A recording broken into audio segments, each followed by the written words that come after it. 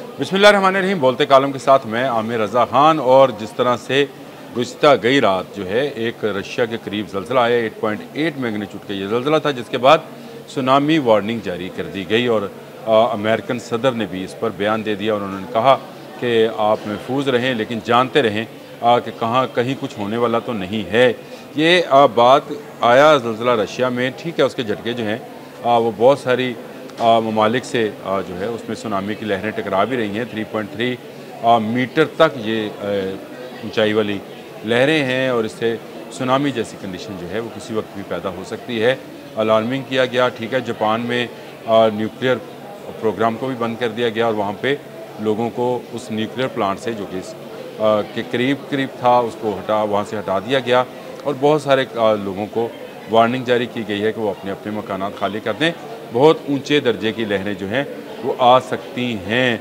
और इसका अंदाज़ा आप इस बात से भी लगा लें कि अमेरिकन प्रेसिडेंट की जानिब से भी इस पर ट्वीट आ गया। बड़ी ख़तरनाक सूरत हाल है। और रशिया जो है, रशिया की मिनिस्ट्री, उसने अभी तक तो खैर किसी बड़े जानी नुकसान का नहीं बताया है, लेकिन इस कदर ऊँची लहरों से तबाही तो फैल सकती है। सुनामी पहले इस दुनिया देख चुकी है एक दफ़ा से, और उसके बाद जो है लोग बहुत ज़्यादा खौफज़दा हैं। लेकिन मेरे बोलते कालम का आज का मौजू ये वाला ज़लज़ला नहीं है।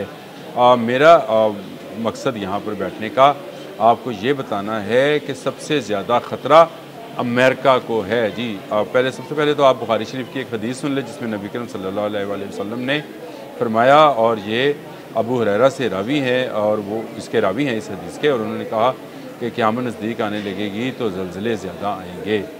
इसमें और दो एक बातों का भी ज़िक्र है जो कि शायद हमें पूरी होती नज़र आ रही हैं इस वक्त भी, और इसमें बहुत सारे मामला जो हैं ऐसे ही हैं। उन्होंने कहा कि ज़लज़ले बकसरत आएंगे, ज़माना करीब हो जाएगा, फितने ज़ाहिर होंगे, कत्ल व गारतगरी बढ़ जाएगी, मारने वालों का और मरने वालों को ये पता नहीं होगा कौन मार रहा है कौन मर रहा है। दौलत की बुगदाद होगी और बहुत सारा ऐसा माल जो कि नहीं होना चाहिए वो होगा। बहुत सारी चीज़ें हैं इसमें आ जाती हैं, लेकिन इसके अलावा मुझे आज के ज़लज़ले का सुनने के बाद आज से कुछ 40 साल 35 साल पहले मुझे पाकपतन में लगा एक पोस्टर याद आया।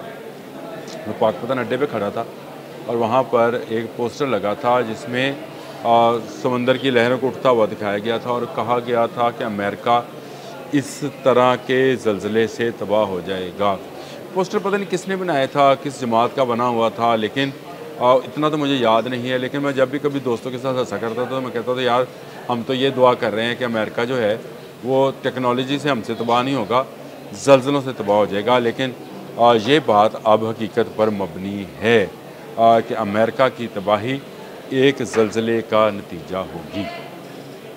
है ना बड़ी बात। और इस ज़लज़ले का नाम भी साइंटिस्ट रख चुके हैं, इसको कहते हैं द बिग वन।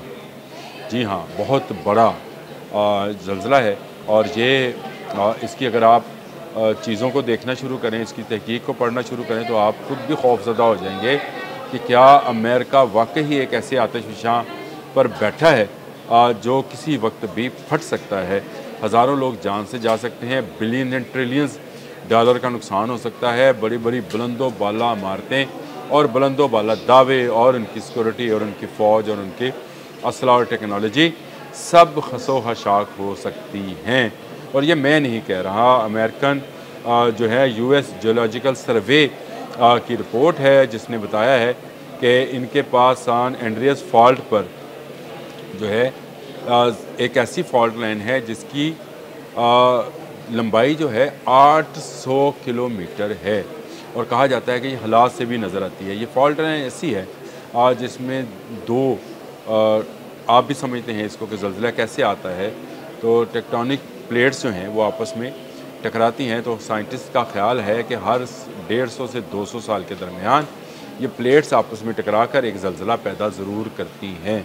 और छोटे छोटे ज़लज़ले तो क्योंकि ये तैर रही होती हैं तो आते ही रहते हैं। लेकिन ये जो फॉल्ट लाइन है जिसको वो कहते हैं कि सदर्न कैलिफोर्निया जो है के पास ये सान एंड्रियास फॉल्ट पर जो है इसका को 300 साल गुजर गए, ये खामोश है। अब इसकी खामोशी जो है ये साइंटिस्ट को परेशान कर रही है और उनका मानना है कि ये अपनी फ़ोर्स को जमा कर रही है, और जब ये फ़ोर्स पूरे तरीके से बाहर निकलेगी यानी ज़लज़ला आएगा तो इतने मैग्नीट्यूड का होगा कि अमेरिका की बहुत सारी रियासतें सफ़ा हस्ती से मिट जाएंगी, और यानी उसमें बहुत ज़्यादा नुकसान होगा। सफ़ा हस्ती से तो क्या मिटना है, लेकिन उनका नुकसान बहुत ज़्यादा होगा। और इसमें द शेक आउट सिनेरियो 2008 में एक मकाला लिखा गया था, उसका नाम था द शेक ऑफ सिनेरियो। इसके अंदर भी इसी की निशानदही की गई कि ये जो ज़लज़ला है ये 7.1 मैग्नीट्यूड का होगा, लेकिन ये बहुत ही ज़मीन के करीब होगा, जिसकी वजह से नुकसान बहुत ज़्यादा हो सकता है। कैलिफोर्निया ज़लज़ला प्रोबेबिलिटी मॉडल, ये भी एक मकाला है जिसमें ये बताया गया है कि यहाँ पर ज़लज़ला है, और उनका ये मानना है उनकी स्टडी के मुताबिक कि 300 साल से ये टेक्टोनिक प्लेट जो है ये खामोश है, और यही सबसे बड़ा वजह है। सदर्न कैलिफोर्निया अर्थक्वेक सेंटर ने भी एक इस बारे में 2019 में लिखा था, the physics of earthquake faulting, ये 2019 का मकाला है। इसके अंदर भी इसी ज़लज़ले की निशानदही की गई है, जिसको द बिग वन नाम दिया गया। इसको बिग वन नाम क्यों दिया गया ये भी मैं आपको बताऊंगा। डॉक्टर लूसी जोन्स हैं जिन्होंने एक किताब लिखी ज़लज़लों के ऊपर, और इसका नाम द बिग वन था। ये किताब जो है इसमें how natural disasters have shaped humanity, 2018 की ये किताब है जी, जिसमें इस ज़लज़ले के मुतल्लिक बहुत सारी तहकीकी चीज़ें जो हैं, जो यहाँ मैं खैर बयान भी नहीं कर सकता हूँ, वो लिखी गई हैं। फिर इसके बाद एक मकाला है, तहकीक है सान एंड्रियास फॉल्ट की माइक्रो टेक्निक सरगर्मियाँ, इसके बारे में भी है। फिर साइंसी जर्नल्स हैं, यानी 2019, 2020, 21, 22 मुसलसल ये पेशगोइयाँ की जा रही हैं कि 300 साल से ये कैलिफोर्निया के नज़दीक फॉल्ट लाइन जो 800 मील लंबी है खामोश है, और इसकी खामोशी की बड़ी वजह यह है कि ये अपनी ताकत जमा कर रही है। मैं आपको एक और बात से भी आगाह करूँ कि जो अमेरिका है ये 10 फॉल्ट लाइन के ऊपर है। इसमें सबसे बड़ी सैन एंड्रियास फॉल्ट लाइन है जिसकी लंबाई मैं आपको बता चुका हूँ। डेनाली फॉल्ट है जो कि 740 मील लंबी है। इसके बाद इनके पास न्यू मेडरल ज़लज़ला जोन है 150 मील लंबा, ये भी पूरा एक इलाका है। फिर इसके बाद हेवर्ड फॉल्ट है, ये सैन फ्रांसिस्को के नज़दीक है। इससे पहले जो मैंने बताया था वस्ती न्यू मेडरल ज़लज़ला जोन जो है वस्ती रियासत मुत्तहिदा में वाक़या न्यू मेडरल ज़लज़ला जोन मसूरी के करीब है। फिर इसके बाद उन्होंने कहा जी कैस्केडिया सब डिविजन जोन ये भी मौजूद है, इसकी लंबाई 620 मील है। और ये कैस्केडिया जो है ये इसमें भी ज़लज़ला आज से कुछ 150 साल पहले आ चुका है और काफ़ी शिद्दत का ज़लज़ला था, और ये इसके झटके जो है जापान तक महसूस किए गए थे। फिर वो साज फॉल्ट लाइन है 240 मील तक है। अम्पीरियल फॉल्ट लंबाई 55 मील। सान जस्टो फॉल्ट लंबाई 140 मील। एल्सोनर फॉल्ट लंबाई 180। रियो ग्रांड रिफ्ट लंबाई 300 मील।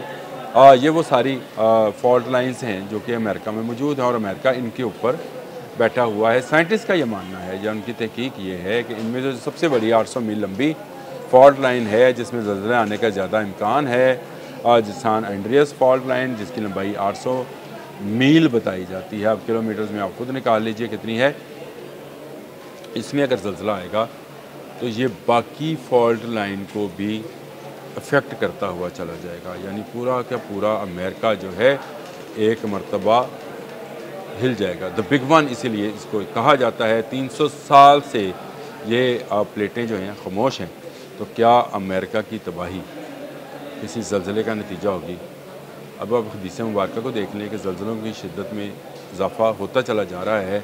आपको पता है कि हर आने वाले दिन में दुनिया का कोई ना कोई खित्ता किसी न किसी मिनट में ज़लज़ले का शिकार हो रहा होता है और आपकी सेस्मिक सेंटर्स जो हैं उसकी निशानदही कर रहे होते हैं। आप बता सकते हैं कि पाकिस्तान में कितने ज़लज़ले आए। ज़लज़ले आ रहे होते हैं, आपको महसूस नहीं होते, इसलिए कि उनका मैग्नीट्यूड कम होता है। यानी फॉल्ट लाइन और टेक्टोनिक प्लेटें जो हैं वो आपस में हिलकर ज़लज़ला तो पैदा कर रही हैं, अर्ताज तो पैदा कर रही हैं, लेकिन उस मैग्नीट्यूड का नहीं है कि आपको फ़ील हो तो ज़लज़लों का ज़्यादा आना तो अब साबित हो गया है, और दुनिया में जिस तरह से कत्ल गारत और खूनगरी और उसमें अमेरिका का शामिल होना है, ये भी आपके सामने है। फितने भी रोज़ बरोज़ इजाफ़ा होता चला जा रहा है। अल्लाह ताला हम सबको फितनों से, ज़लज़लों से, नागहानी आफ़ात से, अमवात से महफूज़ रखे। अब तक के लिए इतना ही।